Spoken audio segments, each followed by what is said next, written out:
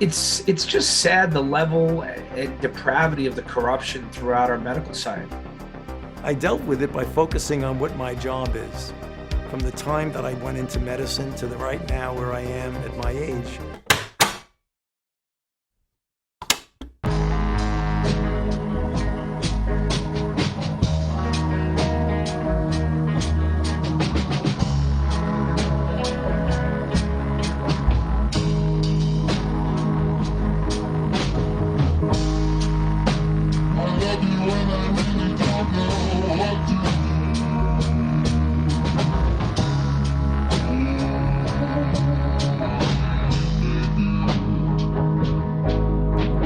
Well, today's going to be a fascinating discussion. This is a topic and a guest that I think is going to defy a lot of the categories of my program here on A Neighbor's Choice, which is our current events mainstay program. We do Things Hidden, which is our anthropology, mimetic theory show. Then we have The Science, which looks at the pandemic. And my guest today kind of fits into all three categories. He's in the current events, he's in news, he's familiar with mimetic theory, he's fluent, he knew Girard. He's a professor at Standford University where René Girard taught. He also, of course, if you know his work, was very prominent and still is very prominent in understanding what happened with the pandemic. We have Dr. J. Bhattacharya. How you doing, sir? I'm good, David. Thank you for having me on. I was fascinated by the invitation to talk about Girard. That's not my usual invitation for podcasts. Yeah, I think it's something that I think we'll have a lot of common ground exploring together. But first, for folks who are not familiar, you're the professor of health policy at Standford University. Your website says you're a senior fellow at Stanford Institute for Economic Policy Research. So you have a kind of overlay between economics and health policy. How did you get into that combination? So yeah, I have an MD and a PhD in economics. Okay. I started out I started out when I was younger, little, wanting to be a doctor. That's all I really wanted to be. But then when I got to undergrad, I fell in love with economics. You have to take those general ed requirements. I took one, and it kind of changed my life. I did a little bit of research in health policy, health economics as an undergrad, and fell in love with that. I thought I was going to be just a doctor, but then I was like, okay, I'm going to be a doctor. It was just a fling as an undergrad. I'll just leave economics behind me. But I found I couldn't. I got to med school, and I was lamenting not having time or the capacity or the opportunity to work on health policy and health economics. So I applied for the PhD in econ, and I basically that's what I've done. I finished my med school, but then decided I was going to do research full time, which is what I've done with the rest of my life. So what have you mainly focused on with your work as a professor in this field of health policy prior to the pandemic? What were you doing? I mean, I had a little sort of a varied set of interests. I mean, I was very interested in population aging and in demography, chronic disease. I was also interested in obesity for reasons having to do with I mean, I think there's some economic points about obesity and about who pays the harms of obesity that a lot of people sort of misunderstood. So I was focused on that for a while. But I was also, from the beginning of my career, focused on infectious disease epidemiology, infectious disease policy. Like my very first papers were on HIV. I was really interested during the swine flu pandemic about how people react to the threat of disease. How do they change their lives, and how that integrates with like various like how you model the spread of disease. So during the early days of the COVID pandemic, I had this hypothesis that the disease had already spread fairly widely, much more widely than we realized. I ran a couple of studies that documented how widely it spread early in the pandemic. It was like in April of 2020, 3 or 4% of California residents, Santa Clara County residents, and LA County residents that already had the disease, as evidenced by antibodies in their blood. So that's what got me into the COVID pandemic. Okay, so so what was the thing that kind of put you on the public discourse radar in this pandemic discussion? So yeah, so I mean, I have to say, before the pandemic, I'd never written an op-ed. I think I'd been on TV once, and my mom watched. I mean, it wasn't, I wasn't like used to public life. I was used to publishing scientific papers. I mean, I published 100 and I don't know, 50 or 60 scientific papers before the pandemic. Um, and most of my arguments were with other scholars, and they were fun arguments. They're like the kind of arguments you have with a drinking buddy or something. Um, the thing that got me into the public eye was an op-ed that I wrote for the Wall Street Journal in March of 2020. And I argued in that Wall Street Journal article that we didn't know how deadly the disease actually was, that there were many estimates of the disease that focused on the number of people who died, who had been identified as having the disease, but at a time when there were not that many tests around, and the focus was on really, really sick people in hospitals, that was almost certainly an exaggeration of the death rate. And there's two things that are sort of twins of each other. One is the death rate, which is a ratio, right? How many people had died divided by how many people had the disease. And my argument was we didn't know how many people had the disease, because I mean, it was clear that this was a respiratory virus that had impacts on people that were very different based on their age. Young people got very mild disease, and they probably didn't show up to the doctor, so we didn't have the denominator. And that meant two things. One is that the disease was less deadly than people were reporting at the time. We just didn't know how much less deadly. And then second, that it was already spread pretty widely. So the lockdown strategy that we had adopted in the middle of March of 2020 was very unlikely to succeed in suppressing disease to zero. It's the kind of thing where either you are at zero and you suppress it in its infancy, or you get to 100 eventually. And the only question was, were we above zero? And so that's essentially what the argument was in the Wall Street Journal piece. Yeah, unfortunately for you as a scientist, you quickly probably realized that you were a piggy in the Lord of the Flies, where you had your conch, and you were trying to make an intellectual persuasion. Hey, excuse me, I am a professor here. I'd like to say something, and you didn't realize that, although there were a lot of other, or maybe you did realize. I don't know how cynical you were, but. No, I had no idea. Realize you were dealing with a war party, a tribal war party. I was entirely naive. Although, we're going to talk about Girard and mimetic theory in a bit. I'd read about it. I didn't understand it in my soul, I guess. Yeah.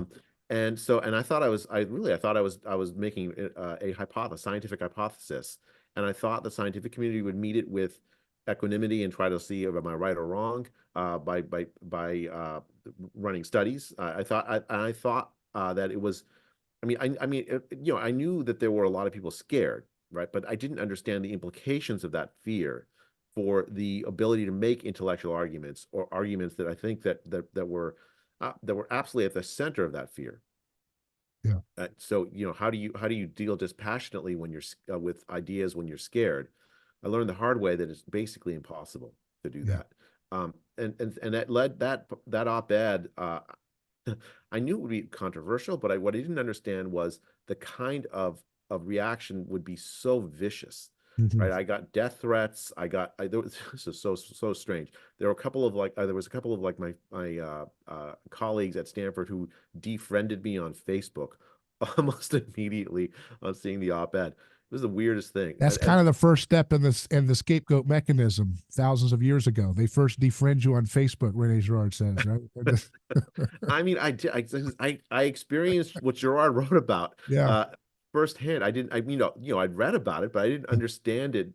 I guess you really can't until you're the center of it. There's a kind of poetry to history, and I think it's interesting that so you're a health policy. Now you're not really doing, like, I had Harvey Risch on last week. You didn't really do epidemiology, or you weren't really looking at infectious diseases as much in your traditional work, right? I was. I mean, I published a bunch of infectious disease epidemiology papers through my career about H1N1 on HIV. So that fits perfectly. So you're in Stanford and you're studying, health contagions, and you're sitting in the same university that the late great René Girard, who passed away in 2015, and it's like he passed away right before, or another way to look at it, as soon as he passed away, God's like, hey, Rene, I want you to write the next decade of the storyline, at least as it pertains to America and the West. Just write the storylines for a little bit, kind of showing the audience your theory. And he's like writing it, and I'm like, gosh, man. So which way you want to look at this? But did you miss out on everything, or did you get a chance to do the screenplay for the next few years? Because it feels like we're in your story. Your theory is being really demonstrated in remarkable ways as soon as you left the stage officially on this side of reality. So you're in this university where this guy talks about the contagion of desires, right? And this is where it's interesting because, he talks about plagues being the occasion in which human beings tend to be most stoked into a state of aggressive imitation, where they're imitating each other in an aggressive posture because resources are scarce. Doesn't have to be an actual plague. Rene says it could be something else. It could be a crop failure, right? It could be death of children. Something's going on that's triggering. And we can start at the foundations, but people on this show are pretty familiar with mimetic theory. That's why they tune into a show called Things Hidden. But generally speaking, it's this idea that, when you have a difficult underlying economic situation or health situation, which you study, it creates a pressure cooker environment in which people are not going to be doing what they typically do when we have civilization, which is positive mimetic reciprocity. I hold the door for you, and you, when you're going to the gas station to get your, pay your bill, and I say, and then you wave at me and say thank you. That's positive reciprocity. If you do that in some countries, hold the door for a lady, you will be accused of a hate crime. But we understand that's a different. But when society is well functioning, you have all these positive tit for tat, in a simpler term, exchanges going on all the time. But they can quickly turn negative, René Girard says. And when they do turn negative, it's hard to turn them back positive without it diverting into a snowballing effect of aggressive, bad blood, in which it needs to be spilled into a target, a common enemy, right? And that's what he calls the scapegoat mechanism, in which we can release our tensions. So you're living in this. I mean, you're the guy that's in his university. Now, you said you met him. Let's go back and fill in that a little bit. Did you get to talk to him? Yeah, I met him when I was an undergraduate. So I wrote for the Stanford Review, which was this sort of alternate newspaper. Actually, I also wrote for the Stanford Daily, the straight the main student newspaper back then. But the review was more interesting. Then one of the advisors was René Girard, who I didn't actually know what his idea. I'm ashamed to say I met him, and he seemed like a kindly man, but I didn't know his ideas until later. In fact, much later. So oh, please go ahead. Yeah. So what was he? That was so you didn't know anything about his theory at the time until he was like retired, or what? How did that work? I knew he was an anthropologist, and this is now probably just more than I should admit about my intellectual life as an undergraduate. But I had this sort of this idea that because I was studying economics, that there was this enmity between economists and anthropologists. Yeah. And I had to take the side of the economists. I mean, later in life, not that much later, but I learned much better. But at the time, I had a snobbery about economics that I'm ashamed to admit. Yeah. So you wrote there, and that's the Stanford Review, which is where Peter Thiel wrote his book, I think, The Diversity Myth, which is about some of the things that they were exploring at the Stanford Review, right? Some of the political correctness battles going on. So that was what year was it? It was like 1988, I think, or 87. Peter was actually in my dorm. He was that's how I got connected with he founded the review, and for whatever reason we'd been arguing about something. He's like, Jay, you want to write for this? I'm like, okay, sure. And so I knew Peter when he was poor. But I think he wrote The Diversity Myth with David Sachs a few years later after that. But it was reflecting some of the themes that the review was about.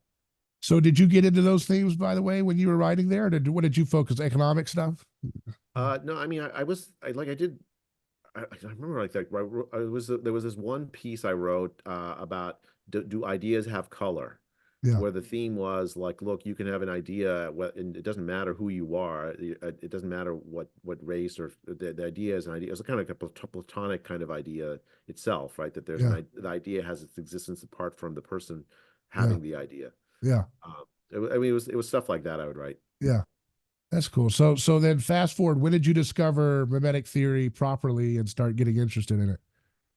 Well, okay, so more than I've revealed it about in public before, but I was in a Bible study with Peter and maybe three or four of my friends after we graduated from college. Peter had come back from his stint in the East Coast and was starting. Was still poor. He was starting to like build a hedge fund.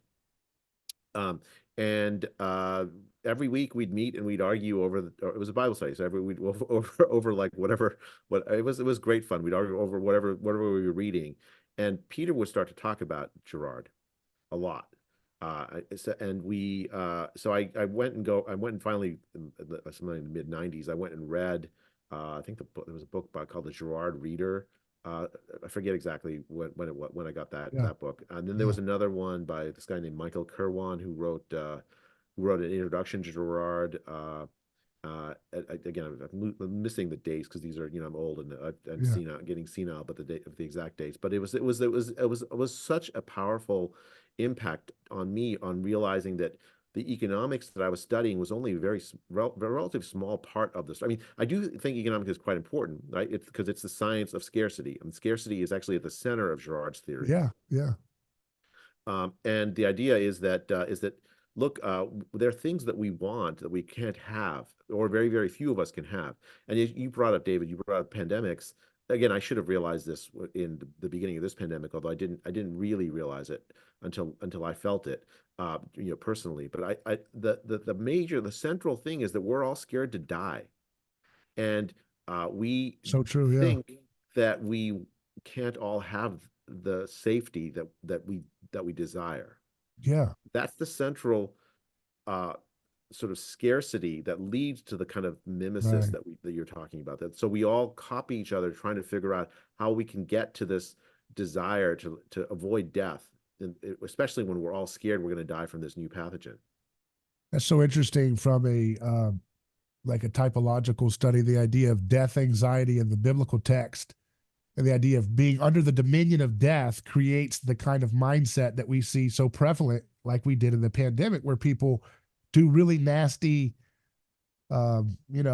inhuman behaviors, like, arresting people for being on the beach by themselves and just really barbaric, brutish stuff, putting masks, these terrible videos of people putting masks on 2-year-olds, and their babies crying and shoving it on their face again. And they're like, they obviously don't want to have anything to do with it. And then you have videos. I mean, I saw a picture of them putting like they were doing for people dying of COVID by themselves, unavailable to see their family members, and giving them, warm gloves with warm water to hold a little hand. And you watch that stuff and you say, I mean, this is the rule of death, right? Death dominion, the dominion of death, so to speak, of a culture. It's the kind of cruelty that you would never predict in a civilized society, but that's exactly what we did. Like even the most primitive societies treated their dead with respect and love. And yet during the pandemic, we treated vulnerable people, as if they were entirely expendable. We treated children as if they were expendable. We treated older adults as if they were expendable. We treated the poor of the world as if they were expendable. It was the very first kind of idea I had during when I first heard of lockdowns, is that this was the cruelest policy I'd ever heard in my life outside Yeah. of war. Yeah. So interesting. So I like the way you framed it first. In the first part of mimetic theory is you have an object that you are fighting over. In this case, you think the object is the denial of death. Is that what you would say? That's exactly what I'd say. It's exactly my problem. I mean, but then as you fight in a mimetic conflict, Girard says the object tends to disappear, right? It becomes almost superfluous at some point, and you become obsessed with defeating your rival, right? And that's kind of what we saw with the pandemic, didn't we? As it continued, right? It was about social status signaling, I mean, David, the thing is like, well, what happened during the earliest days of the pandemic, right? So I want this object. I want to defy death from this new threat. Well, so I'm going to identify a small number of gurus that will help me achieve this object. They're so smart and so wise that they can, and so like, if you try to weigh in on any aspect of the pandemic and you weren't an epidemiologist or a virologist or immunologist, the first thing you'd hear is, well, are you an epidemiologist? Why are you saying anything? Uh, and then we latched on to gurus, right? We latched on to, there were votive candles to Tony Fauci, I saw in the earliest days of the pandemic. Yeah. It was an entirely predictable kind of response if you really deeply understood mimetic theory, which I have to, again, I have to confess I didn't at the time. I was blindsided. Um, and then the next step, which is, well, people are dying. I'm facing death. These things that are supposed to protect me from it aren't working. How can it must be somebody's fault Yeah. that's not working. If I just expel the heretic, excommunicate the bad guy, Yeah.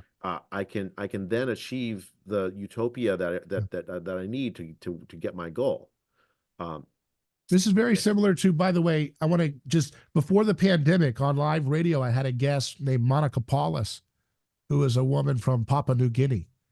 And over there, they still burn witches, literally. They literally, if in it, and she would say that what happens was if things got economically challenging where you got jealous of somebody else's resources, what would happen is the tribe, if a child got sick in the community, they would start to say that there was a witch that was casting magic on the community, sorcery, they called it.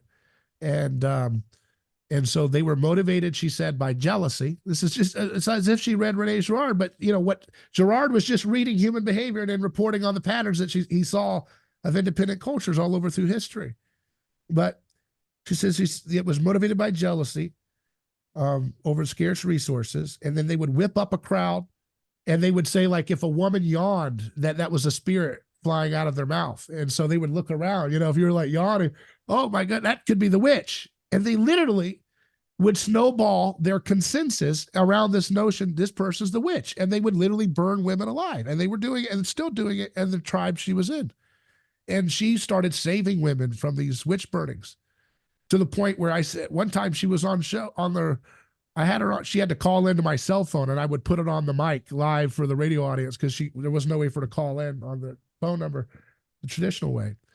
And she said, oh, these people were trying to get into the house like while we're speaking. I said, you got to get out of there, And at that point I said, I was thinking to myself, I don't care about those closed borders, conservative friends of mine. You got to get out of there. Go somewhere. I don't care. So she got to Australia and so she went over there and so she's safe from that. But the point is, that's the same thing that we're seeing here on a broader scale, on a much more sterile, bureaucratic, scientific form, where, the fear of death, scarce resources, snowballing contagions, trying to, in this case, kill people. And you said people were threatening to kill you. I mean, so how much far removed are we from the environment that someone like Monica experienced? No, we're no different than your guest from Papua New Guinea, or the community that she lived in. In fact, we're worse. Yeah. We're worse. We're not in any. I mean, and this hubris that somehow we have achieved some higher level of civilization, so we're better than them. That's just a lie. It's exactly this. It's exactly in spirit the same. I can give you, and you called it sterile, but it wasn't just sterile. There were real people. Let me give you an example. There's a man who's very well known named Scott Atlas at my university. Very early in the pandemic, I presented a talk of some research I'd done, and it was very clear that he was tracking what I was saying. wasn't hostile. He was asking me challenging questions. He was acting like a scholar. Right. This was in response to a couple of studies I'd done on how many people had COVID. These seroprevalence studies early on, and we got to be good friends. I mean, it was really clear that he was thinking, and so I loved talking with him because we would share scientific papers that were being released. There was, how many times in your life as a scientist do you get to deal with that entirely new phenomenon and start to like develop your thinking around it? It just Yeah. doesn't happen very often. Yeah. And it was for me, it felt like, here's a brother in arms, like thinking. It's not like we agreed on everything, but we agreed on what we learned together, right? Now he was on TV a lot. Because he's very anyone who's heard of Scott knows why he's very easily quotable. He has very strong opinions. He expresses them very well and simply. And I guess President Trump had seen him on a TV appearance he was doing, and invited him to be his advisor in July or August 2020. And Scott, he actually advised other presidential candidates before in health policy, and is part of his job. So he said, okay. And it's like he viewed it as his duty, even though at Stanford, if you mention that you don't hate Donald Trump, there's something wrong with you. You're a witch to be expelled, right? Right. The stench of sorcery is near you because you don't agree with the conformity to kill this witch, right? Yes. Yeah. And so Scott in the White House, he's calling me every day. He's like, look, Jay, I got to quit. This is very frustrating. The Tony Fauci won't listen to me. I'm showing him papers. Deborah Birx won't listen to me. I'm showing her papers. They're not interested in the papers at all. Yeah. They think they'd have all the answers, and what they're trying to do is isolate me and make sure that the president doesn't see me, even though I'm the president's advisor. And he got absolutely destroyed by the Washington press. Yeah. Yeah. Right? As if he were some sort of like crazy voodoo doctor. That's what Dr. Paul Alexander, who is a friend of mine, he would say those Washington press are like jackals, and every time he would try to speak a word against lockdowns or whatever, that they would do everything they could to run circles and make confusion and isolation tactics, an entire whole machine. Well, they did this to Scott. I mean, I saw the effects because, again, we were talking almost every day when he was in the White House, and it was actually, I mean, so for Scott, he's a fighter, so he's like, I'm going to try to fight back, but I don't know that he had the tools to fight back. Like, once you're in the center of this mimetic storm, and you've become the scapegoat, you're going to be the scapegoat. I mean, there's not a way out of that fact. The only question is how do you deal with that, deal with it personally? Like, how do you survive? Can you if you don't kill you, what do you do? At Stanford, what happened? Oh, by the way, they're casting him effectively as a witch doctor, but he was the chair of neuroradiology at Stanford for a decade. He'd been an advisor to Mitt Romney in health policies. He'd been a long-term advisor on policy. This was a health policy issue that he was advising Trump on. This is squarely within his domain, and yet the attack on him was, he's not an epidemiologist. He doesn't have the requisite sort of qualifications. And at Stanford, that led to I think it was like October, November 2020, a faculty senate ruling against him, claiming that he was behaving in ways that undermined, the kind of like a dignity or something. I don't know what the exact word. The exact word was anathema. That he was engaging actions that are anathema to the Stanford Stanford's dignity or something. I mean, it was a religious word. The faculty senate voted to excommunicate Scott, is the right way to think about it, even though they didn't use the word excommunicate. Yeah. They wanted to fire him. If they could have killed him, they would have killed him. Because what is a university? I mean, that's where we get into Girard to unpack this further. What is the truth of the university? A university is a religious institution to reflect the reigning religion of our culture. The question is, what is that reigning religion, right? Yes. Well, in this case, the reigning religion was lockdown, right? So he is opposed to lockdown. That's the only way out of the threat to my mortality posed by the pandemic, by the virus. And so therefore, since he is opposing the only way out of my salvation, therefore he wants me dead. Yeah. Therefore, we should expel him from our presence. We should metaphorically kill him. I mean, we can put on our little anthropological hat for a second and say the lockdown's the doctrine, but we're still, what's the religion?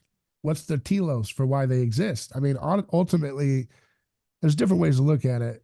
It's to worship the state. The state is a monopoly. It is a transcendent that glues people together.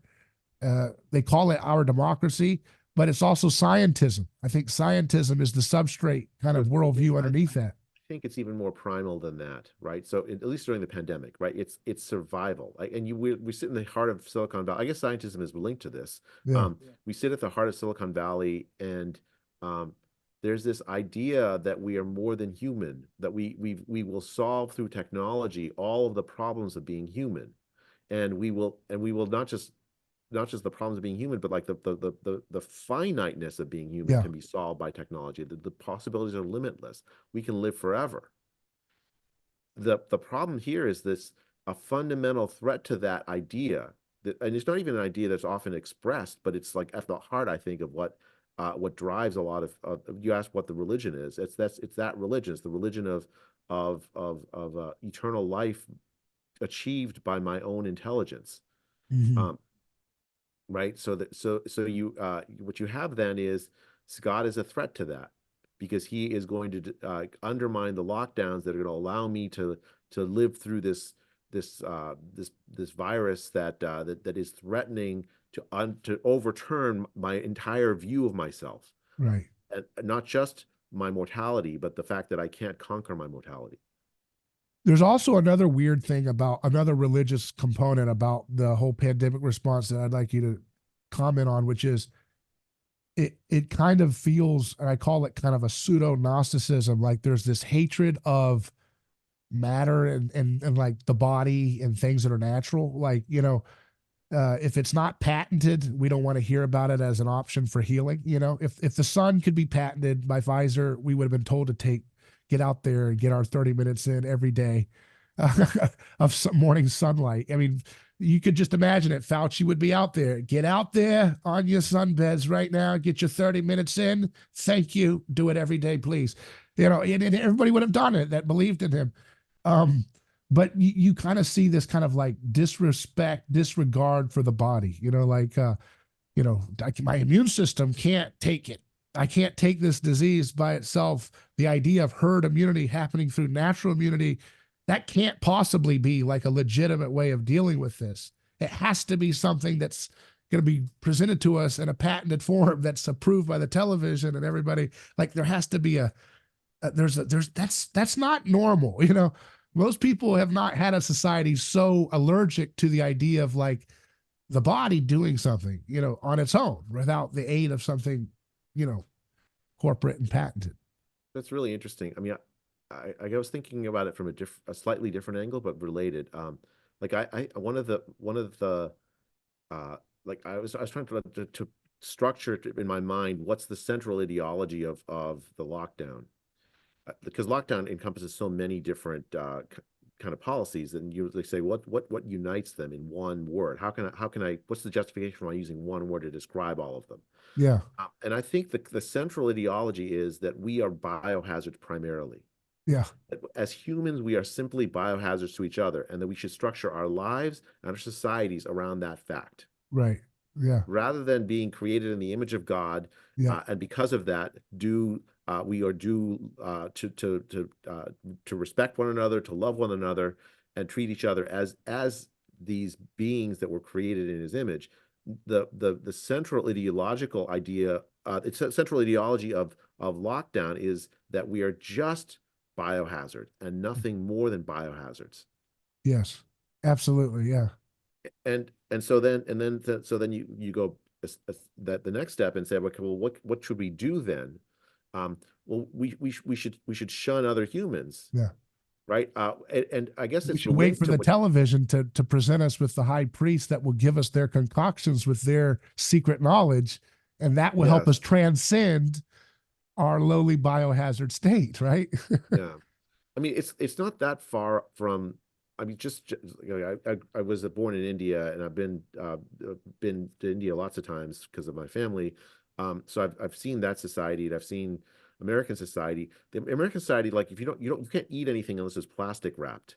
right? You have to buy it. It has to be plastic wrapped. It has to like have some Yeah. seal of somebody's cleaned it, right? Whereas in India, you can just buy it off the street and you can eat it. Yeah.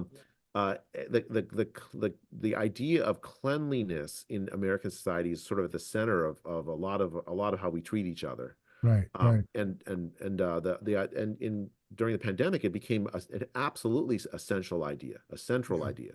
Yeah. We're all unclean. Yeah. But the cleanliness standard is not like it's always got to come mediated through corporate plasticity, like plastic saran wrap. It can't be like, anything crunchy. You know what I mean? It can't be like coconut husk or something like the hippies that they're vegan, but present their plates as banana leaves or whatever when you go to the little vegan bodegas or whatever and eat their snacks. But it's always got to be something like, you have to get the hand sterilization with the little, the automatic. It has to be an automatic thing. This kind of goes to, you recently talked with Matthew Crawford. That's where I saw your thing and wanted to have you on. But he talks about this idea of like, innovations going into this kind of loophole. He says it way better than I would be able to describe it. But, you put your hand and you don't touch the dispenser of this alcohol solution. It comes out, and then he tries to get the sink to work, and you put your hand through it 100 times and it doesn't come out, and you're like doing this stupid motion for this ridiculous invention of no touching the sink thing. And it's isolating. It's antimatter. You can't touch stuff. Don't touch things. Don't go to school in a physical school. Stay on the virtual reality. Don't hug your children. Don't go visit with your elderly parents. Don't even when they die, and they're dying, don't visit them in their hospital bed. When you give birth, do it through the plastic, right? With the gloves on, touching the baby. Remember how they would give birth? So like because we are all just biohazards, and that's all we are. It's a truly inhumane idea of what people are for, what we're about, what our purpose is. Where did it come from, though? I mean, that's an interesting question. I mean, I think if you have this idea that that we have to like I'm in medicine, right? So so to some extent I support this idea. Like we are supposed to use our ingenuity to like help us live longer, to heal people from the diseases that they have, like and modern medicine has made a lot of advances on that. Yeah. But it hasn't conquered death. It hasn't eliminated the suffering that comes just inherently from being human. And I think that if you just go from, well, let's think of ways to like heal disease, to find use our technological advances to manage some of the conditions that people face so they don't feel so much pain when they're sick. We reduce the number of times that you get sick. Those kinds of ideas I think are central to medicine, and I very heartily support them. That's nothing anti-human about that. Yeah. But it's very easy to go beyond that, far beyond that, to say, look, these ideas are going to protect us from all the foibles of being human, the physical foibles of being. We no longer need to be physical at all because our technology will disconnect us from the foibles of being physical. Right. And the pandemic, I think, was I mean, if you have that as your ideology, and I think that's the implicit ideology of a lot of people of whatever religious faith, it's sort of part of being modern almost. But the pandemic threatens it, right? Like if you're poor and you live in a poor country, you're used to the idea that infectious disease might kill you or might kill your kids or whatever. That's not. It's an unfortunate fact of life, but you're psychologically you're not. It's not a violation of your basic idea of who you are as a human. It's just a thing that happens. If you're a modern living in a rich society where infectious disease is something that happens to gay people because they have HIV. And it's something that happens to somebody else. I'm clean. I'm not subject to infectious diseases. I don't follow the 5-second rule, so I don't eat anything off the floor. I have protected myself just by the fact that I get to live in this clean society. that, and so I'm not subject to that risk. All of a sudden, there's a new disease around, and there's no treatment for it, and there's no prevention for it. My God, I mean, that's a central threat, I think, to our psychological well-being in living in a place like in America. Right. And yeah, I mean, I think that so much of our American culture is mediated through these big media institutions that there's an apocalyptic experience that people had when they would watch the Tonight Show being done via Skype or something, where Stephen Colbert or whoever it is that hosts it would be, doing it from his basement, and there was no audience, and he would say his horrible canned jokes approved by committee and all the sponsors, and there was no canned laughter, there was no real laughter, there was just nothing. It was just horrible, and it was like everything that you do in society to kind of deny death, to stay in eternal youth, right? Which is what our society is about. Like, it just kind of, everything was falling apart. And it's almost like there's a certain segment of the population that just wanted to live in Hollywood TV land forever. And if the TV land told them to get, stay in the house and order your food from Amazon and have it delivered or whatever, they would do it. And just keep living in this suspended, it's what it is suspension of disbelief. It's a kind of living in a cinematic universe. Like the classic idea in it is like Zuckerberg restructuring Facebook to be Meta, where the idea is that he's going to create this virtual space where we never have to actually physically meet. We just put on our little VR headsets and meet together in this virtual meta space. Yeah. Where we're all perfect. There's no biological risk to one another because it's just bits. I mean, that is the end. That's the end, right? That's the end in the sense of like goal, the telos of modern society. Yeah. Yeah, that's why I call it a pseudo gnosticism, because obviously they have a materialist substrate that undergirds their worldview, where they believe there is no God and everything was, kind of traditional, everything just kind of happened randomly in some sense. And then from that materialist atomistic worldview, it's like body and spirit are so entwined to the human experience that when you try to outlaw the reality of materialism, the reality of the spirit, and just create this fantasy of materialism, you must create a kind of alternative, a synthetic form of the spirit in the form of this gnosis, this mentalism, this virtual reality. Transcend your gender, transcend your location, transcend your appearance, like you said, the meta universe, transcend your immunity. You can't deal with these diseases of the future. It needs these, mRNA technologies, all this transcendence out of the lowly state of material existence into this kind of pseudo spiritual kind of dream. That's what we're doing. It's you said pseudo gnostic. I mean, it's a disconnection of the spirit from the body altogether, right, where the body plays almost no role. All that matters, your entire life is lived in the spirit, which is pure, and the but body. they deny the spirit. It's all built on this kind of, what I mean? How can you have a spirit without a body, right? This is the spirit itself is connected to the body.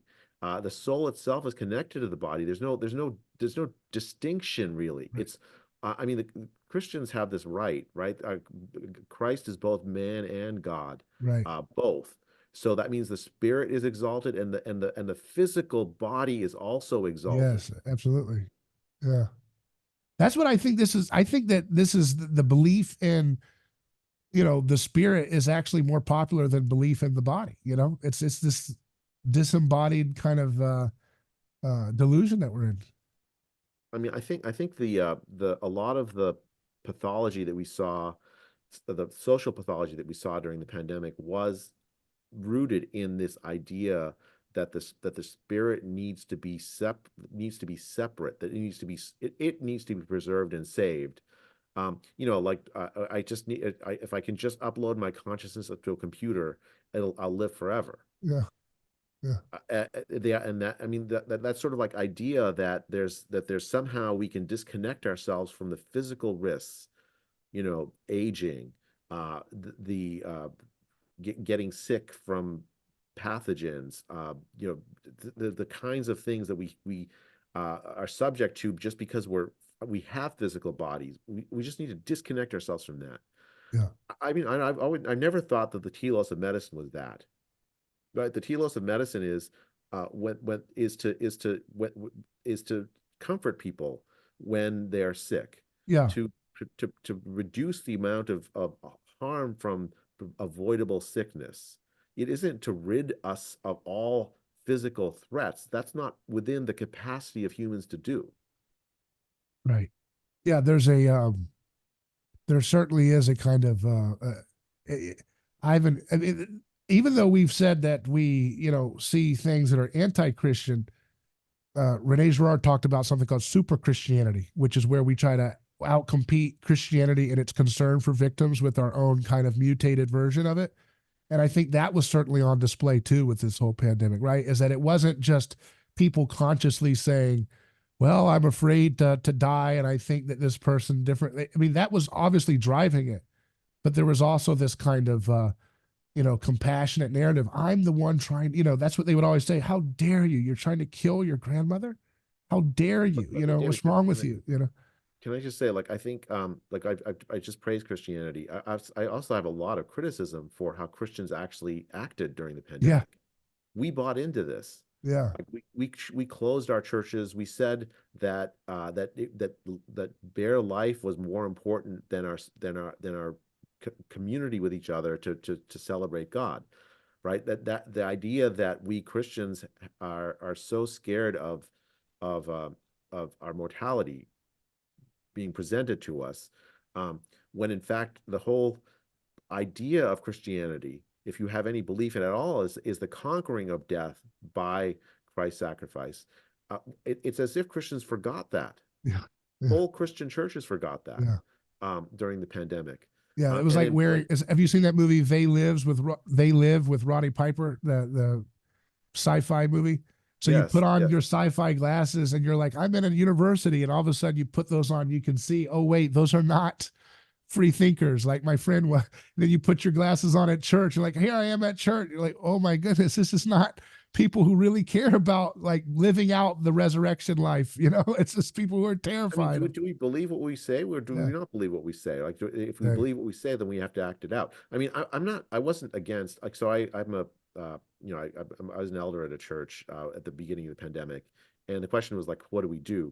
Now, there's a lot of older people in the church. Did you design your church's health policy for the pandemic? I didn't actually, because because I became so controversial so quickly that I decided I didn't want to divide my church in two over that. In fact, I mostly stepped away from all the local responsibilities I had because I didn't want my kids to face any blowback because of my notoriety. I mainly just fought on the national and international scale. I see. Yeah, that's. I don't know. Maybe that was the wrong thing to do, but I didn't have the emotional and physical capacity to fight both wars, and especially if when I was thinking it's going to harm my kids, from that, I just couldn't make myself do it. Yeah. But I did think, the argument isn't that churches should have just ignored the pandemic.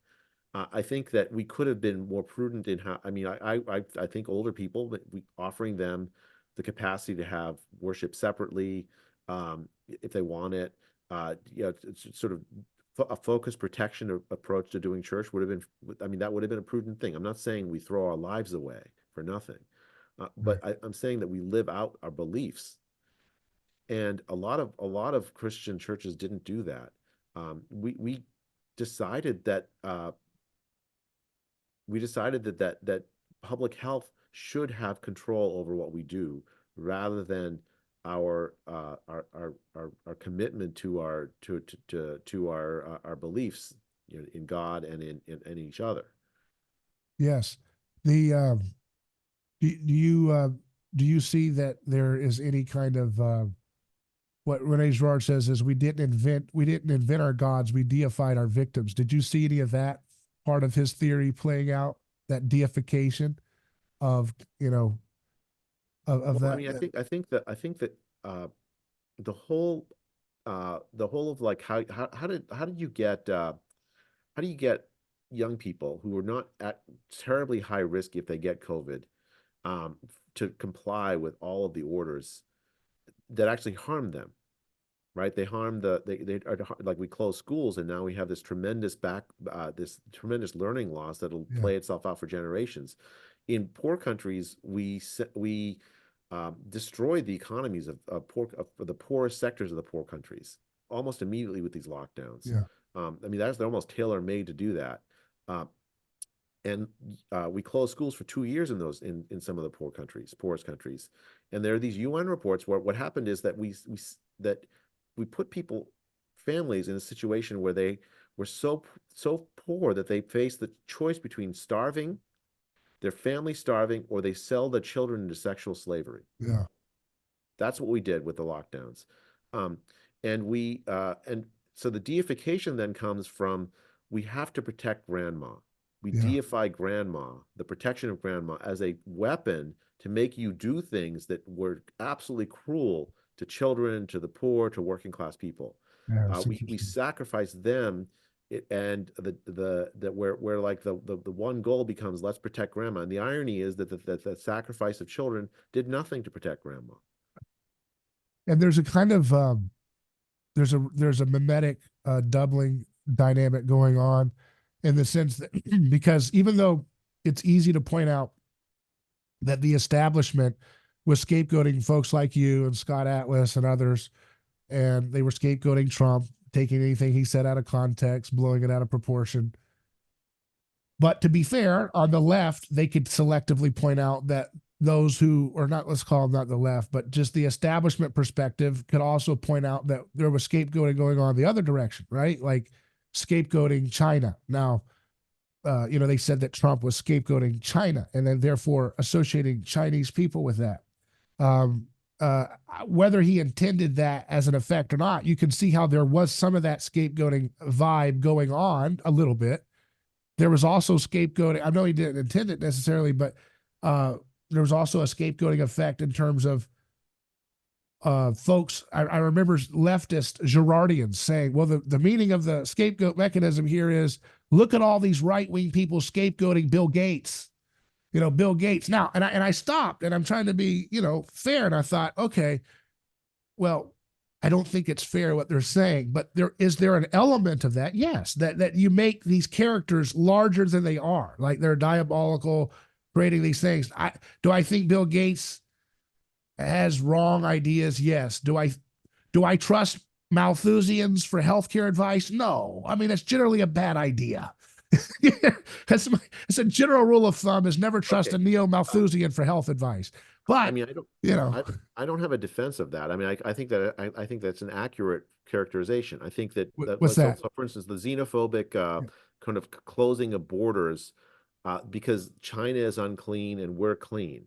Right. Europe is unclean, but we're clean. Even within the state of California, there were like, if you drive more than 150 miles outside of your county and come back, you have to quarantine. Yeah. Meaning, really, what that was LA is unclean and San Francisco is clean. Yeah. Right. So like the idea that the others, and that's I think both left and right. Didn't matter. The people shared in that. I mean, just to be clear, the right was terrible during the early days of the pandemic. Right. It was Trump that ordered the lockdown. Right. Right. It's not like you can escape responsibility for that. It was a universal problem, really. Yeah. With very, very few people, David. Yeah. And I know you were one of them, pushing back. I think so. I think so I don't view it as a left and right. It's not easy to grift when you're using a Girardian framework. You don't really make a lot of friends. You're defending. You sit there and you're like, hey, stop scapegoating Trump, and then the next mob comes. You're like, hey, come on, stop scapegoating Fauci. He's not the cause of everything. Well, let's explore that about Gates and Fauci, because I spent a lot of the pandemic. In fact, I wrote an article with how Fauci fooled America was the headline that was provided. So some would say maybe you contributed to scapegoating if they wanted. So the question is it so, like, how do you, like, first I'd say, I think if Fauci didn't exist, we would have basically the same kind of pandemic, like someone like him. Right. Because I think that the mechanisms that you talk about like these gurus that will rescue you from the central problem that you face, which is that you can't have the mimetic, thing that you mimetically produced. That would have existed regardless of that mechanism. So Fauci is not in some sense, the deepest root problem. But if you're trying to fight dictators, you have to name the dictator. Right. Right? It is a kind of scapegoating, but I don't know how you tactically respond to a brutal assault by power that has control over your children, over the lives of your parents, of every poor person on the face of the earth. When they're Right. doing wrong, you have to call it out. Yeah. It is a kind of scapegoating. It Right. absolutely is. But the goal, I mean, I've been Right. really Jesus named his rivals. He would say, "You Pharisees are brood of vipers." So was that scapegoating? I mean, if you want to be more Jesus than Jesus, then we have an issue. So obviously, identifying a culprit. Let's put it this way: identifying a culprit of real responsibility, of real wrongs, is not wrong. That's called accountability. Now, Yeah. because of the nature of human beings, it can obviously come with an attitude, right, that can then add a color of accusatory witch hunt vibe, right? But being able to be accountable for crimes or wrongs is not a scapegoating thing in and of itself. Yeah, and I'd say one other thing, maybe in my defense, and I don't know if you agree or disagree, but I do think that the idea that we have to forgive our enemies protects us from the worst of of being accused of being scapegoat. So I've been arguing very, very strongly that we should be. A lot of folks who agree with me about lockdowns are unhappy with my push to say that we should forgive people who had the wrong opinions than us or different opinions than us. And I think that that's really, really important, actually, because these are not bad people. They just had the wrong idea about how to manage the pandemic. It's too wide a scale. Like I said, it was pretty close to universal. So what am I supposed to do? Like reject all of humanity because I think I was right and they were wrong during the early days of the pandemic? I mean, that's ridiculous. Right. So forgiving our enemies, if they are our enemies, is really, really important, actually. I think it's a really important part of how we escape this scapegoating mechanism. The Girardian idea is actually, he became a Christian, right? Because he saw the Bible stories say, look, this is a way out of the scapegoat, mimicist scapegoat kind of cycle of history. Right. And I think that kind of idea that we treat each other as people made it in the image of God, we're often fallible. When you do me harm, I'm going to work to forgive you. That's the way out. Right. Because, and here Girard says to have a scapegoat is to not know you have a scapegoat. Like you can't, the moment you recognize that you have a tendency to scapegoat is when you start to have a Christian disposition. And so this applies to Fauci, which is the idea of like, if I was in his shoes, would I be prone to making the same hubristic errors of arrogance and ignorance that he did? And then once you have that position, now you're beginning the Christian approach, which is forgive them, Father, they do not know what they're doing, right? Is that even when someone's being crucified, you can still have this kind of like observation of the nature of human beings, that people don't know what they're doing. Right. Yeah, I mean, I think that's sorry about the phone call. Yeah, I think that's exactly right. Like, and so that doesn't mean you don't criticize people you disagree with. Yeah. And there does need to be accountability. Yeah. Yeah, and especially for people that are in power, you absolutely ought to criticize. I mean, they're the ones that made the decisions that led to so much harm. So that kind of criticism is completely appropriate. What I'm not calling for is, that's why I haven't like pushed Nuremberg 2.0. I think a lot of that is quite destructive. Right. I think that that I agree with that. And I think that the real issue that disturbs me is, well, let me put it this way. When the gospel spreads throughout history, one of the first things it does when it encounters a new tribe is it ends up usually disintegrating their sacrificial machine, right? Does it completely get rid of it? Obviously, no, because 2,000 years later, we're still doing some forms of it. But in our culture, we're not. But the point is, it has a tendency. This is kind of this détente effect of history that's happening with the gospel, and then the perversions that try to outcompete the gospel in the name of being like the gospel, but still calling for sacrifice, which is sacrificial ritual sublimates and hides into something else. It's always hiding like a crab looking for a new hermit shell to live under. And so you chase it out of one way as a society. You know, we outlawed slavery as we understood it, but still to this day, we have all kinds of other sublimated forms of slavery with the form of debt and other types of things. And slavery still exists in other countries and places where they're not as televised, right? So that's this whole kind of escalation between like the kingdom of heaven, which is the dissolution of sacrifice and reconciliation of neighbors and nonviolent relationship, versus the older mythic form, which is a kind of command dominance structure mediated by sacrificial violence against those who threaten that hierarchy. That's what's like undergirding science today, is extremely mythologically tight, mythologically sacrificially tight, because it's a monopoly of violence. Like the FDA is a religious institution through and through. And I mean that, and like Durkheim would define religion not just as some like idea, but the social structure, right? Religio means to bind together. What binds us together when it comes to our definition of food and drug? It's an organization that has the right of sacrifice. You see, that's what Girard says is the definition in some sense of the sacred is where sacrifice is done. And the FDA has a violent monopoly around the world of saying this is what a food is, this is what a drug is.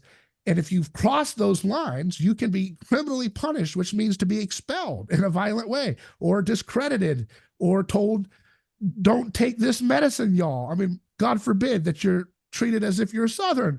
I mean, the FDA has immense power, you know what I mean? Socially and physically and in that way. So that's a religious institution in the Durkheimian, you know, like model of what religion is, which is, I think, a much more accurate, description of religion than, truncated Enlightenment views of, whatever your idea is about angels. I mean, religion is all around us. I hadn't thought about it that way, but that's a really good good way to put it, David. I mean, I think like what you're getting at is this sort of a religion of science, Right. right? I mean, science. I love science. Science is really important as a way of reasoning about the material world. It's an incredibly powerful way of learning about the material world, I think. I think to me, science is like it's like a sonnet, right? Like you want to write a poem. You follow the rules of sonnet writing, you can write some beautiful poems, but that doesn't mean that those are the only poems you can write. Yeah. And so if you want to learn about the material world, you use the kind of rules of science, and you learn a lot about the material world as a way. It's a very powerful, but then you try to start to treat it like more than it is, as if it were all of reality. Right. And then you put a hierarchy together of high priests of science. Right. With Tony Fauci, this is how you get someone like Tony Fauci saying, unironically, if you criticize me, you're not simply criticizing man, you're criticizing science itself, or Yeah. something very close to that, Yeah. right? I mean, how does someone get to the point of such hubris? And it's the only way you get to that point is if you're part of a religious organization, really, in one way, right? Yeah. Except it's a religion of science. I think that's what's meant by scientism, if I understand it correctly. Like Yeah. the idea that you systematize science and expand it so that it's no longer just a mechanism to learn about the material world, but much more than that. Right. Yeah. And another angle of saying the similar thing to what you're saying is that if you divorce science from the telos that Christianity gives, which is love, if you divorce love, skin in the game love, not abstract love. I love the statistic of humans, but if like loving your neighbor, right, and the Samaritan sense of like that in action love, if you divorce science from that, you're inevitably going to create the results that we have today, which is, creating these lies. Like, for example, okay, I'm sorry to say for anybody in academia, everybody studying drugs, but unfortunately, everything, whenever you were talking about starting to study obesity and these other diseases, whenever you start to ask that question in the scientific world, you cannot ask that question scientifically, because the question can only be funded in a pathway that results in a patentable solution. Once you started that all research funding is going to flow to an outcome that is a patentable solution, you've already tainted the very foundation of starting with the scientific method. because scientific method has nothing to say about we are going to explore options within the paradigm of things that can be patented. That's where money is going to flow. If you want to go outside of that, you're not welcome in our circles. You're not welcome in our academic circles. I mean, obviously folks like yourself exist in academia, but by and large, academia was completely on the wrong side of history here, right?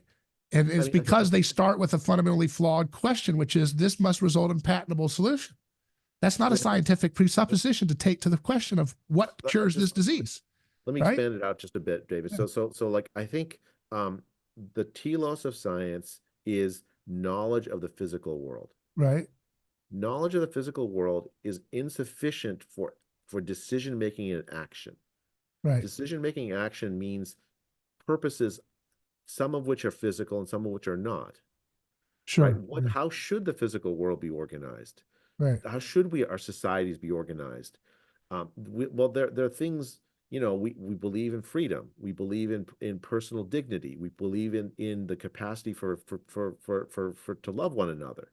Right. And so we organize our physical worlds with those teloses in mind, we're going to end up with a very different kind of physical world than if we organize society for around power for a small number of people, riches for a small number of people. Right. And so, and it's not science that decides which telos we should adopt as a society. It's something else that decides it. There's no scientific method that leads you to say dictatorship is worse than democracy. Right. You have some goals in mind about what you want the people that live in a society to have. And and those goals constrained by scientific reality, constricted by the fact of scarcity. That's how you decide what to do, right? That's in fact that's the economic idea, that those kinds of goals come from somewhere else, right? We're just given those goals, and economics is about the constraints that we face about how people try to achieve the goals they have. Economists have very little to say about where those goals come from. And that's everything, right? Because these things can't function. Obviously, they cannot function in a vacuum. They cannot function in some kind of artificially constructed neutral space called the seculum. The seculum was a Christian doctrine. Secular comes from the Christian church, developing this idea that there could be like an artificially separate space in which things could be reasoned with outside of particularly religious doctrines. But that only existed in a worldview called Christianity that was presupposing that there could be a space like that. And that presupposes that love and truth-telling are the operative keys to moving and acting and thinking and speaking in the world, which is not what we have on tap. That's why what you should not be a rarity. You know, what you did and the way you used your voice and your position, which is a position of power, right, in our scientism world of university, that shouldn't have been a rarity. You should have been very, very common. Jay should be very, very common. I shouldn't have to go and look for Jay. Jay should be at every university. I can't even pick which one I want, you know? There should be thousands and thousands of Jays that are doing, and I know there were silently, but in terms of vocally, courageously saying, here's what science actually is suggesting.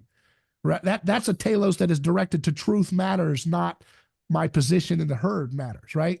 My position in the herd is not a scientific a factor. It shouldn't be in true scientific exploration. And unfortunately, I'm going to go back to Christianity. Only Christianity gives you the hermeneutic of suspicion to even begin to question your position of power and privilege and the status of university, to be able to say, you know what, am I going along with this because this is the herd? Am I going along with this because this is the socially fashionable thing to do? Or am I going along with this because this actually is what the evidence suggests? That's a very difficult thing to do.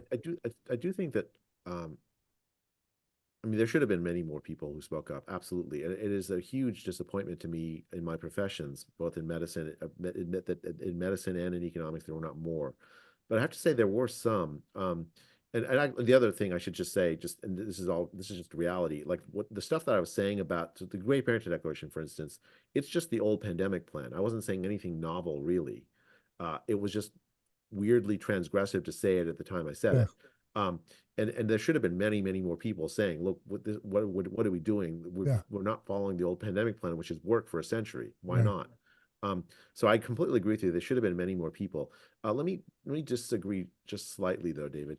I mean, I absolutely agree in one sense that if you really have Christian commitments, you kind of have to forget about yourself and say what you're you're put here for a purpose, and so you do that purpose even if it costs you, right? Right. Absolutely. I think Christians should do that, but I should say there were many people who were not Christian that spoke up, that sacrificed themselves, Right. that made a sacrifice, and there's I mean, I don't know if they'd see it that way or say it that way, but I see the hand of God in that too, even though they don't say it. Absolutely. Absolutely.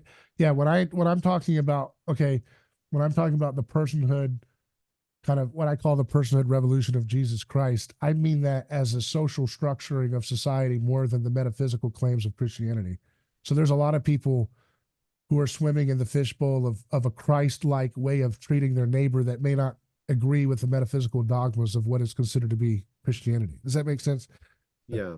No, I think that I mean there's something at play here that's so interesting. Like there were people that were socialists that Right. vehemently, so atheist socialists that were vehemently anti-lockdown. Right. And for reasons I entirely agree with, Right. right? Care for the poor, care for the working class. I mean, care for the I mean, I would say the souls of, but like they say the physical well-being of others. Right. Um, but I think that so I think there's a mystery here that goes beyond just, do I call myself a Christian and For will I sure. act correctly if I do that, because that's just and there were a lot of Christians that I thought behave abysmally actually. Yeah.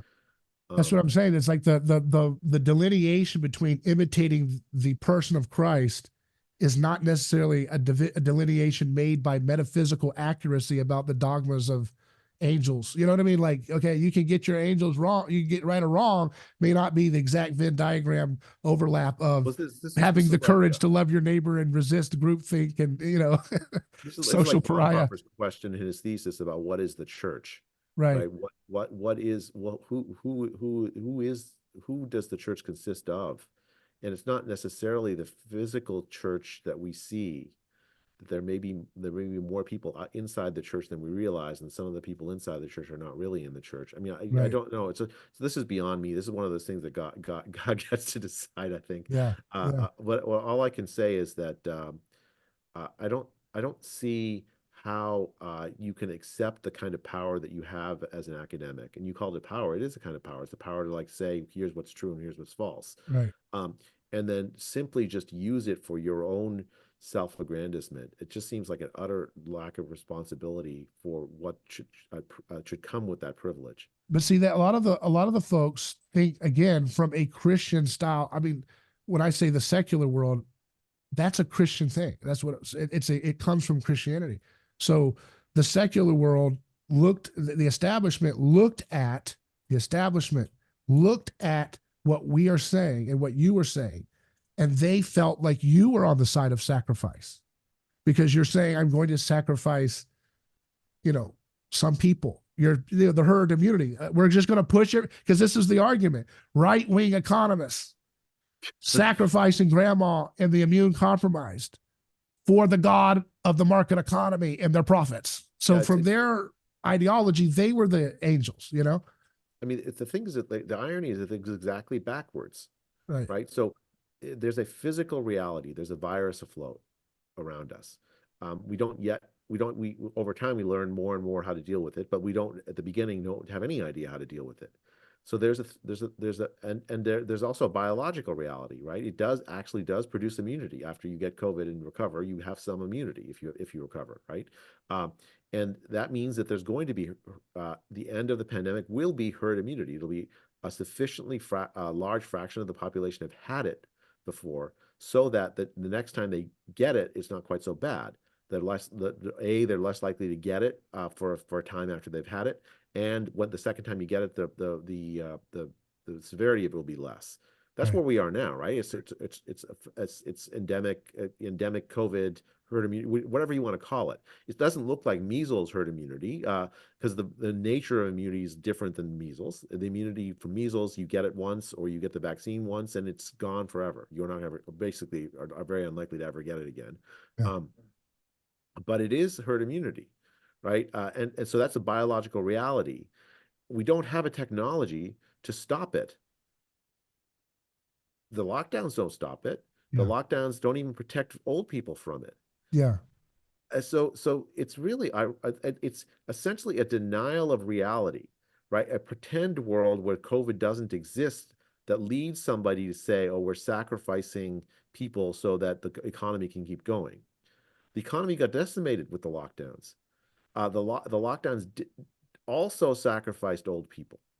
Yeah. Because it isolated them. It put them in situations where their caregivers were so scared to interact with them that, like for instance, in Montreal, they Yeah. abandoned them Yeah. in nursing homes to die of dehydration. Yeah. And so what you have is this sort of irony of like people who are denying reality, inverting what sacrifice really meant. For Right. them, sacrifice was stay home and stay safe. They liked it. A Right. lot of the laptop class were perfectly fine with it. It Yeah. wasn't sacrifice. The stock market actually went up during 2020. Yeah. There wasn't a sacrifice for the rich, the laptop class. Yeah. The sacrifice came for the children. We sacrificed poor people. We sacrificed old people. And so it's just the whole that criticism, that characterization is so out of line with reality that I'm at a loss for words for how to describe anyone that thinks that way. But it's important to step back. I just want folks to see, because this is what we do on the show, to look at how Christ haunted the terms of the debate are. That it's still mediated through the prism of Christ saying God desires mercy, not sacrifice. Even if you're a raging atheist or whatever, you're still mediating your critique of Dr. J here, through a kind of prism in which you're saying, look, I'm the one on the side of mercy here, and this person is on the side of sacrifice. So whichever term you take, you're still in that framework of this kind of, look, I'm the one on the side of mercy, and this is sacrifice, which I'm opposing. So it's so fascinating. You can't get away from it. Well, I mean, this is, Nietzsche was right in that sense. Like our entire morality is shaped by Christ and the Christian reality, Yeah. right? And he just didn't like it. Right. That was his problem. Yeah. But that is a fact, right? And if you attempt to like create your own morality, you're gonna do more tremendous amounts of damage. So it's, in that sense, I guess I should be heartened by what you just said, David. I mean, Yeah. you're right. It is in a way a Christian tainted kind, a Christian tinged kind of criticism of me. Although I think again it's counter to reality. Yeah. I mean, the early church was running to the aid of the pagans that were persecuting them in the plague. That's one of the reasons why Christianity famously took off, because they were like, what kind of a God do these people bear witness to, who gives them so much courage that they run towards the risk of death to help their enemies who were laughing at them being, persecuted before, and they're tending to them even to the point of dying and the risk of death. What kind of a God is that? I want to know more about what that's all about. That's pretty irresistibly powerful in some sense, right? That's kind of the idea there. The skin in the game is kind of a prerequisite to saying you're for mercy, right? You know what I mean? It's like, I mean, you have to put your skin in the game. You have to. This is the reason I at the beginning of this podcast, you asked me what kind of person I was. I mean, what kind of scholar I was, and I told you I hadn't been very public. Yeah. In part because it was self-preservation. I wanted, and I also loved the work I was doing. So it wasn't like that big of a sacrifice, but by not being public, I could continue to do the work I was doing. And it was fine. Like I had a nice life. I had students. I mean, it was meaningful life. Um, Sometime in 2020, when I saw what happened to Scott, I had to decide personally, would I be willing to give all that up so that I can do the thing I was put here on this earth to do, which was to talk about the kinds of things that I was talking about then. Like it was a moment where I had to say, okay, I have to give up all that I cared about. Yeah. Yeah. And would I be willing to do that? Give up my reputation, give up my position in a university? Would I be willing to give all that up in order so that I could advocate for the poor, the working class, for children? And using the scientific credentials and thinking that I had. Yeah. And I said, yeah. I mean, I basically, and it was in that moment of decision where I felt this tremendous anxiety over just Yeah. lift. I mean, all those death threats, all the attacks on my family, the hit pieces, it meant nothing after that. Yeah. I was at peace.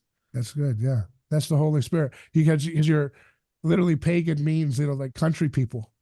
So you said, I got to go help the working class. I was thinking, okay, you're in the position that's what the Christians were in, right? It was like pagan was like, you help the person who's the country person, the person who's not in high status. Love your neighbor. Who is your Right. neighbor? All right. It's the Samaritan. It doesn't matter. I mean, we're Yeah. all neighbors to each other, Yeah. really, right? Yeah. Well, what happens? All right, I want to kind of land the plane here. What happens to what you're doing now? Are you still back? Everything's fine now? Have you got any anathemas against you, or are you okay? I mean, there was Is secret there a torch petition outside? Are they coming for you? in 2021. There was a secret petition circulated by the chair of epidemiology at Stanford, trying to get the president of the university to silence me. But by that time I knew a little bit how to fight back. I got some friends of mine to go ask the university president if he was intending to silence me, Yeah. and wrote some articles up. And I just started. I mean, it was. But since 2022, no more death threats. The only question is, like, what do I do with the rest of my life? I don't know that I can go Are you back still to being. teaching, or what do you? Yeah, I'm still Yeah. teaching. I really Yeah. love teaching. I'm still going to Yeah. continue to do that. I hope. Do you get to teach about some of the things you learned in the pandemic, or no? Yeah, I teach a health economics class, and I have a COVID lecture. Yeah. So, which is Do you get a it lot was of? really Do you get a controversial. lot of friction in the class? Do you get a lot, or is it pretty? I mean, the thing is like I mean, kind of in I don't present it in a dogmatic. I never present anything in a dogmatic way in class. So so like and I want to involve the kids in the discussion. So I don't get that kind of like hostility. But I will say there was a lot more skepticism in 2021 when I gave my COVID lecture than in Yeah. 2024 Yeah. when I gave my COVID lecture. So Yeah. there's I do think that I'm still called to be a scholar. Uh, but I don't know what that means. It doesn't mean exactly the same thing. I've lost a lot of respect for health economists. I've lost a lot of respect for doctors. I don't know how to reconnect with them in a way that's productive. But I also, at the same time, I found myself in a much wider world, and with the ability to say things I've cared about my entire life, but never had the capacity to say, really, because I was publishing scientific papers. So maybe, I don't know. I have to. This is something I've been praying about. What my life should, what I should do with the rest of my life. If Professor Rene Girard was still on campus, what would you ask him after what you've been through? How did he see so far? I mean, it's truly amazing, thinking back about what he wrote. He really saw to the heart of the human condition, and the central dynamic that leads to the kinds of catastrophes we've had over and over again. Um, it's amazing thing to I mean, and the fact that I met with him as a young man and didn't know anything about it. Anyways, if I could go back, I'd love to pick his brain. Yeah, I bet it'd be fascinating to see a symposium with you and him and some others on there on the campus. If that in another reality, if the timeline was different, but reflecting on contagions in real time, and the way humans behave. It's fascinating. I really appreciate your time, and I do want folks to check out your podcast. Tell us about your program and anything else you have going on. Sure. Yeah, it's called Illusion of Consensus. I run it with a young journalist from British Columbia named Rav Arora. The theme of the podcast is that a lot of things that we think we know in science, we don't really know. And then, in fact, there's a tremendous amount of ferment and interesting thinking by people that you might not have heard of, and it takes bravery on their part to, like, sometimes say those things. So we highlight some of the brave scientists on, like, really interesting medical issues where there's controversy, people don't realize there's controversy, and we push the idea that free speech is essential for scientific progress. Yeah, that's fascinating. We'll have to have you on again. I hope we can get into other topics, like look at some other dogmatic areas of scientism, and maybe get your thoughts on seed oils. I know since you talked about obesity and chronic diseases, I think that's something that would be interesting to hear your thoughts on. I love that, David. Until next time, then. Thank you. Take care.